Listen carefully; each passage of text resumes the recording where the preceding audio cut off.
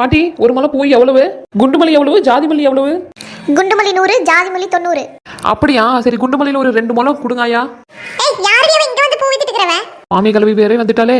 எதுக்கு 2 முழம் பூவு? ஏக்கா, உங்க மருமக வாரத்துல ஒரு நாளைக்கு தான்க்கா பூவே வாங்குறா. வாரத்துல ஒரு நாள்னா மாசத்துல எத்தனை நாள் இல்ல? அப்ப 800 ரூபாய் இல்லையா? என் மவன் காசெல்லாம் இப்படி தான் கரியா போயிட்டு இருக்குது போல. எத்தை கல்யாணத்துக்கு போறல தை, ஒரு முழமாச்சும் வாங்கிட்டு போறேன் தை.